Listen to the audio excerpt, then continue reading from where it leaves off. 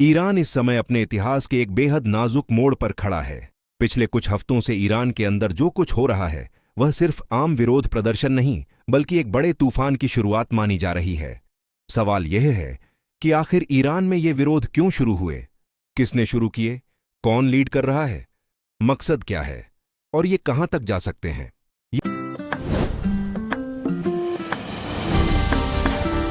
अस्सलामुअलैकुम, आप देख रहे हैं मिस्टर हबीब ब्लॉग्स की ऑडियो सीरियल। साथ रहने के लिए हमारे चैनल को फॉलो करें और सब्सक्राइब करें और अपनी कीमती राय से हमें जरूर आगाह करें। ये विरोध सबसे पहले दिसंबर के आखिर में सामने आए जब ईरान की मुद्रा रियाल अपने इतिहास के सबसे निचले स्तर पर पहुंच गई।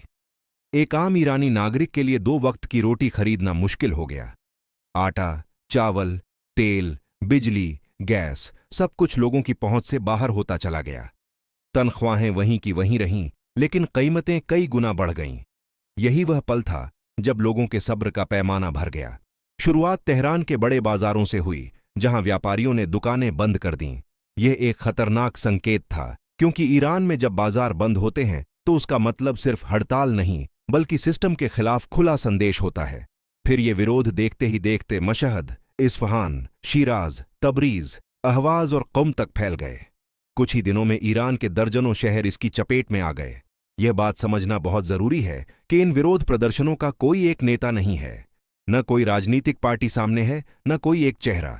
ये जनता का गुस्सा है जो सड़कों पर अपने आप फूट पड़ा है। युवा, मजदूर, व्यापारी, महिलाएं, यहां तक कि सरकारी संस्थानों से जुड़े लोग भी खामोश समर्थन देते नजर आ रहे हैं।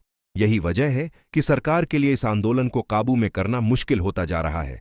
शुरुआत में मांगें सिर्फ आर्थिक थीं, महंगाई कम की जाए, नौकरियां दी जाए, मुद्रा को संभाला जाए। लेकिन जब सरकारी प्रतिक्रिया सख्त हुई, गिरफ्तारियां बढ़ीं, फायरिंग की खबरें आईं, तो नारे भी बदलने लगे। अब बात सिर्फ रोटी की नहीं रही, अब बात सिस्टम, अधिकार और फैसलों तक पहुंच चुकी है। अब तक दर्जनों लोगों की मौत की खबरें हैं, सैकड़ों घायल और हजारों गिरफ्तार हो चुके हैं। इंटरनेट बार बार बंद किया गया ताकि आवाज बाहर न जा सके, लेकिन सच्चाई ये है कि आवाज अब सरहदों से बाहर निकल चुकी है। सोशल मीडिया पर ईरान के अंदर की वीडियो, जलते बैंक, बंद बाजार और सड़कों पर मौजूद लोग सब कुछ बयां कर रहे हैं। सवाल यह है कि यह माहौल किसने बनाया? इसका सीधा जवाब है लगातार आर्थिक नाकामी, अंतर्राष्ट्रीय प्रतिबंध, अंदरूनी बदइंतजामी और जनता से कटी हुई नीतियां। यह किसी एक दिन की समस्या नहीं बल्कि सालों का जमा हुआ गुस्सा है जो अब फूट पड़ा है। क्या ये विरोध सरकार गिरा देंगे? इसका जवाब अभी किसी के पास नहीं, लेकिन एक बात तय है, ईरान अब वह ईरान नहीं रहा जो कुछ महीने पहले था। लोग डर की हद पार कर चुके हैं, और जब जनता डर से आजाद हो जाए तो इतिहास बदलने में ज्यादा वक्त नहीं लगता। ईरान में जो हो रहा है वह सिर्फ ईरान की कहानी नहीं है, यह पूरे क्षेत्र को प्रभावित करने वाला वाकया है। आने वाले दिन तय करेंगे कि ये विरोध दबा दिए जाते हैं या इतिहास में एक नए अध्याय की शुरुआत करते हैं।